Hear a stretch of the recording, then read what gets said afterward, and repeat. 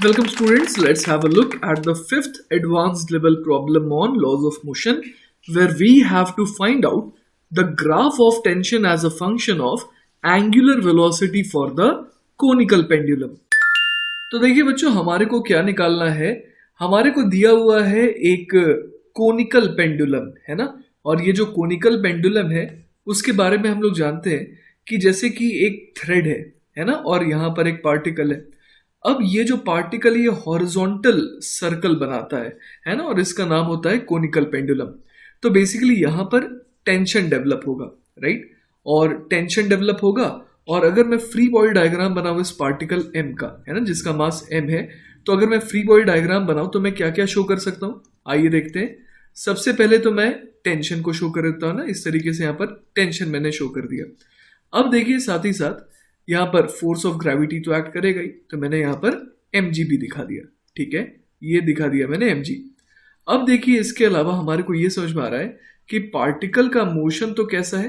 Particle का motion तो सिर्फ और सिर्फ सर्कुलर है, और कैसा सर्कल है ये जो सर्कल है ये हॉरिजॉन्टल सर्कल है, ठीक है। तो जो रिजल्टेंट है ना, जो रिजल्टेंट है वो कैसा होना चाहिए, वो होना चाहिए टुवर्ड्स दिस सेंटर, मतलब कि सेंट्रिपिटल।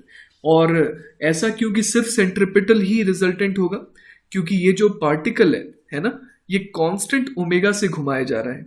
ऑलराइट, तो जैसा कि हम लोग यहाँ पर एंगल देख पा रहे हैं, ये एंगल अल्फा है, तो हम लोग समझ पा रहे हैं कि ये वाला एंगल जो है ये भी अल्फा हो जाएगा, ठीक है। तो हम लोग यहाँ पर क्या लिख सकते हैं, एक तो इक्वेशन आ जाएगी T cos alpha is equal to mg, और इसके अलावा एक और इक्वेशन क्या आ जाएगी, T sine of alpha is playing the role of m omega square, और रेडियस को लेटर से r कह देते हैं, ठीक है। अब देखिए बच्चों यहाँ पर कांस्टेंट क्या है, ये जो लेंथ है ये कांस्टेंट है। जैसे जैसे हम लोग ओमेगा को वेरी करते जाएंगे लेंथ में तो कोई चेंज नहीं आएगा, पर हाँ ये जरूर है कि रेडियस में चेंज आ सकता है और एंगल अल्फा में भी चेंज आ सकता है। बच्चों आपको एक चीज नजर आ रही होगी कि यहाँ पर साइन अपॉन कॉस टैन हो जाएगा, तो टैन अल्फा यहाँ से तो अपने को मिल जा रहा है, लेकिन इस डायग्राम से भी टैन अल्फा अपने को मिल जा रहा है। आइए देखते हैं कैसे। टैन ऑफ अल्फा कितना होता है, परपेंडिकुलर अपॉन बेस। परपेंडिकुलर यहाँ पर रेडियस r है, और ये जो बेस है वो कितना हो जाएगा, वो बेसिकली हो जाएगा under the root of L square minus of R square. तो यहाँ मैं लिख देता हूँ under the root of L square minus of R square. तो देखिए अगर मैं अब कंपेयर करूँ यहाँ पर, तो यहाँ से भी टैन अल्फा अपने पास आ गया और यहाँ से भी टैन अल्फा अपने पास आ जाएगा, ठीक है। पर मेरे को ये ध्यान रखना है कि मेरे को टेंशन निकालना है as a function of omega, है ना। तो मैं टेंशन चाहता हूं, तो मैं टेंशन को यहां पर फिलहाल एलिमिनेट नहीं करूंगा, मैं इस अल्फा को एलिमिनेट करूंगा। और वो कैसे, तो देखिए sine square plus cos square 1 होता है, तो मैं यहां पर क्या कर दूंगा, T square sine square alpha, वो कितना लिख दूंगा, एम ओमेगा स्क्वायर आर का भी होल स्क्वायर। और इसी तरीके से मैं क्या लिख सकता हूं, टी कॉस अल्फा इसका whole square is equal to mg का भी होल स्क्वायर। क्लियर है यहां तक बात। तो अब देखिए अगर मैं इन दोनों इक्वेशन को ऐड कर दूं तो मेरे पास क्या आ जाएगा, टी स्क्वायर ब्रैकेट में sine square plus cos square जो कि 1 हो जाएगा, इज इक्वल टू आ जाएगा m square G square plus m square omega to the power 4, और इधर आ जाएगा r स्क्वायर। तो देखिए मेरे पास क्या आ गया, मेरे पास टेंशन के स्क्वायर की वैल्यू बड़े आराम से आ चुकी है। लेकिन यहाँ पर दिक्कत है, दिक्कत क्या है, यहाँ पर ओमेगा का फंक्शन चाहिए था मुझे टेंशन, लेकिन यहाँ पर स्मॉल आर भी आ जा रहा है। स्मॉल आर जो है वो तो वेरिएबल होगा, है ना। तो अब हमारी मदद के लिए देखिए यहाँ पर जो टैन अल्फा हम लोगों ने निकाला था वो आ जाएगा।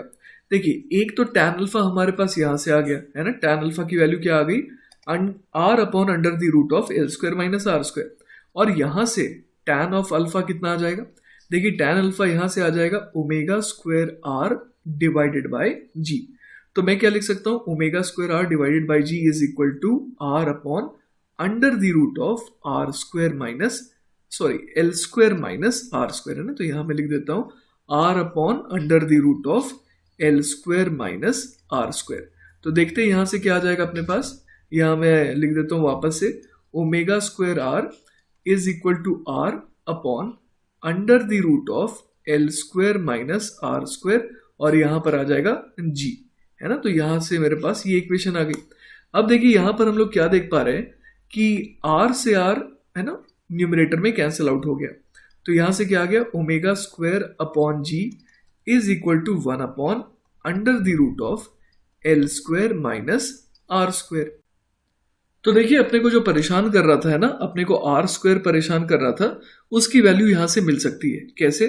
तो देखिए L square minus R square की वैल्यू कितनी हो जाएगी, G square divided by omega to the power 4। तो यहां से आर स्क्वायर हमारे पास कितना आ जाएगा, ये आ जाएगा L square minus G square upon omega to the power 4। अब देखिए बच्चों ये जो इक्वेशन थी है ना, T square is equal to M square G square plus M square omega to the power 4 R square है ना, इसका इस्तेमाल हम लोग करते हैं और इसमें आर स्क्वायर की वैल्यू को पुट कर देते हैं। तो क्या आ जाएगा हमारे पास, ये देखिए मैंने इक्वेशन दोबारा लिख दी और हम लोग क्या करेंगे, इस आर स्क्वायर की वैल्यू को यहां पर रखेंगे है ना। तो टेंशन का स्क्वायर कितना आ जाएगा, M square G square plus M square omega to the power 4 और आर स्क्वायर के बदले आ जाएगा L square minus G square upon omega to the power 4। तो चलिए इसे फर्दर कैलकुलेट करते हैं और देखते हैं क्या आ जाएगा। देखिए यहां पर एक पहला टर्म तो है M square G square plus अगला टर्म है M square omega to the power 4 L square minus आखिरी टर्म है एम स्क्वायर जी स्क्वायर। तो ये दोनों तो कैंसिल आउट हो गए। तो हमारे पास देखिए टी स्क्वायर की वैल्यू कितनी आ गई, M square omega to the power 4 L square, और यहां से हमारे पास टेंशन कितना आ गया, एम ओमेगा स्क्वायर एल। तो बच्चों हमारे पास t इज इक्वल टू आ गया M omega square into L. लेकिन बच्चों एक चीज मैं आपको दिखाना चाहता हूं, यहां पर हम लोगों ने t cos alpha M G लिखा था है ना, तो आइए इसका यूज करते हैं। t कॉस अल्फा हम लोगों ने क्या लिखा था, m इंटू जी लिखा था, ठीक है। अब चलिए एक काम करिए, दोनों को डिवाइड कर दीजिए इन दोनों इक्वेशन को। तो क्या आ जाएगा हमारे पास, cos of alpha is equal to आ जाएगा g divided by omega square into L. तो बच्चों इस इक्वेशन को देख करके हमें अब कंफ्यूजन होने लगा। कंफ्यूजन क्यों होने लगा, आइए मैं आपको समझाता हूं। एक्चुअली दिक्कत ये आ रही है कि जब ओमेगा जो है वो बहुत छोटा होने लगेगा है ना, जब ओमेगा जो है वो टेंडिंग टू जीरो जब हो रहा है, तो हम लोग देख पा रहे हैं कि cos alpha tending to infinity हो रहा है, जो कि ऑब्वियस है कि गलत है। तो बच्चों हमारे को बस ये समझना होगा कि एक्चुअली ये जो रिजल्ट आया है t is equal to M omega square into L, ये सही है अगर मैं न्यूमरेटर को क्या ले रहा हूं, न्यूमरेटर को छोटा ले रहा हूं है ना, g इज लेस देन किससे, डेनोमिनेटर से, मतलब g is less than omega square L. तब तक कॉस अल्फा की वैल्यू जो है वो बिल्कुल सेटिस्फाइड हो जाएगी है ना, यहां पर कोई भी दिक्कत नहीं आएगी। लेकिन जब हम लोग बात कर रहे हैं कब की, अगर हम लोग बात कर रहे हैं g ग्रेटर देन या फिर equal to omega square L की अगर, है ना, तो उसके लिए अब हम लोग क्या बोल सकते हैं कि ये जो हमने डिराइव करा था वो वैलिड नहीं रहेगा, क्योंकि कॉस अल्फा की जो वैल्यू है वो 1 से बड़ी नहीं हो सकती है। इसके अलावा बच्चों हम लोग ये भी देख पा रहे हैं कि जब कॉस ऑफ अल्फा है ना, कॉस ऑफ अल्फा की वैल्यू जब 1 हो जाएगी, मतलब जब न्यूमरेटर इक्वल टू डिनोमिनेटर हो जाएगा, उस केस में भी हम लोग देख पा रहे हैं कि टेंशन जो है ना, वो एग्जैक्टली कितना रहेगा, mg के बराबर रहेगा, क्योंकि अल्फा की वैल्यू उस केस में 0 हो जाएगी, और अल्फा 0 हो जाएगी मतलब एक तरीके से ये धागे से ये जो बॉब है ना, वो बिल्कुल वर्टिकली इस तरीके से अलाइंड रहेगा, करेक्ट। तो यहां पर हम लोग सिंपली बोल सकते हैं कि नीचे क्या लग रहा है, mg लग रहा है और ऊपर टेंशन लग रहा है, तो tension has to be equal to mg होना पड़ेगा। तो देखिए बच्चों मैंने पुरानी दो इक्वेशन जो हमने बेसिक इक्वेशन डिराइव करी थी है ना, उसको यहां लिख दिया है, और यहां पर जो हम लोगों ने रिजल्ट निकाला उसको और सिंप्लीफाई कर देता हूं। मतलब कि हमारे को बात कब की करनी है, जब ओमेगा क्या हो, लेस देन या फिर equal to under the root of g upon L हो जाए। तो बच्चों इस केस को अगर हम लोग सॉल्व करना चाहते हैं तो हमारे को ये चीज नजर आनी चाहिए कि अगर साइन अल्फा की वैल्यू जो है अगर ये 0 हो जाए तो ये सारे ऐसे केसेस को जो है सेटिस्फाई कर पाएगा। उन सारे केसेस में हम लोग देख पा रहे हैं कि टेंशन की वैल्यू क्या हो जाएगी, वो फिक्स्ड हो जाएगी, वो सिंपली हो जाएगी mg, मतलब कि अल्फा 0 रहे और उन सारे केसेस में टेंशन क्या रहेगा, mg रहेगा, तब जो है ये इक्वेशन सेटिस्फाइड रहेगी, क्योंकि r की वैल्यू उन केसेस में क्या हो जाएगी, r की वैल्यू 0 हो जाएगी है ना। तो ओमेगा की वैल्यू जो है ना, जब ओमेगा की वैल्यू 0 से लेकर के under the root of g by L तक हो रही है, तो उन सारे केसेस में हम लोग समझ पा रहे हैं कि एक ही सेटिस्फैक्टरी चीज है, वो क्या है कि अल्फा जीरो होना चाहिए, मतलब साइन अल्फा जीरो होना चाहिए, और उसके हिसाब से टेंशन उन सारे केसेस में क्या आएगा, mg आएगा। ठीक है, और उसके बाद जब g जो है वो क्या हो जाए, g जो है जब लेस देन, है ना, less than omega square L हो जाए, तब तो tension is equal to M omega square L वाली इक्वेशन जो है वो तो कंफर्टेबली वैलिड रहेगी रहेगी।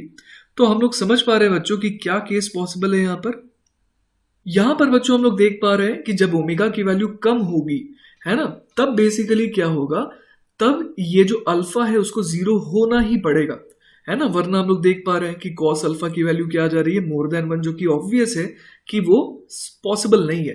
तो हम लोग ये समझ सकते हैं कि जो बॉब है वो रोटेट करेगा, रैपिडली रोटेट करेगा, लेकिन वो हैंग करेगा वर्टिकली, है ना, और ये कब तक चलेगा, ये चलेगा जीरो से लेकर के जब तक ओमेगा की वैल्यू कितनी हो जाए, under root G by L ना हो जाए। और मैं आपको एक और बात बता देता हूं बच्चों कि ऐसा नहीं है कि ये जब ओमेगा की value more than under root G by L हो जाए तब ये वैलिड नहीं रहेगा, तब भी ये वैलिड रहेगा, है ना, लेकिन उस केस में क्या होगा कि जो अल्फा इक्वल टू जीरो वाली वैल्यू है वो इसके लिए अनस्टेबल रहेगी, मतलब उस ओरिएंटेशन से अगर आप थोड़ा भी इसे धक्का देंगे तो ये क्या होगा, ये आउटवर्ड जाने की टेंडेंसी रखेगा। ठीक है, तो ये देखिए बच्चों, यहां पर मैंने ग्राफ बना दिया tension as a function of omega का। जब ओमेगा की वैल्यू कहां से कहां तक है, जीरो से लेकर के under root G by L तक, तब तक हम लोग देख पा रहे हैं कि टेंशन जो है वो कांस्टेंट रहेगा, क्योंकि पूरा का पूरा जो अरेंजमेंट है उसमें हम लोग देख पा रहे हैं कि अल्फा जीरो होने की वजह से वो पूरा का पूरा अरेंजमेंट वर्टिकल रहेगा। तो उन सारे केसेस में टेंशन की वैल्यू क्या आएगी, mg आएगी। लेकिन इसका मतलब ये नहीं है कि बॉब घूमेगा नहीं, बॉब घूम रहा है ना, पर वो अपनी एक्सिस के अबाउट रोटेट करता हुआ ऐसा नजर आएगा। उसके बाद क्या होगा, टेंशन जो है वो कैसा हो जाएगा, ओमेगा के स्क्वायर के प्रोपोर्शनल हो जाएगा। तो इसीलिए यहां पर आप देख पा रहे हैं किस तरीके का ग्राफ बनाया गया है। ये ग्राफ है किसके corresponding, t is equal to M omega square into L के। और ये कब से चालू हो गया ये ग्राफ बनना, omega is equal to under the root of G by L के बाद से।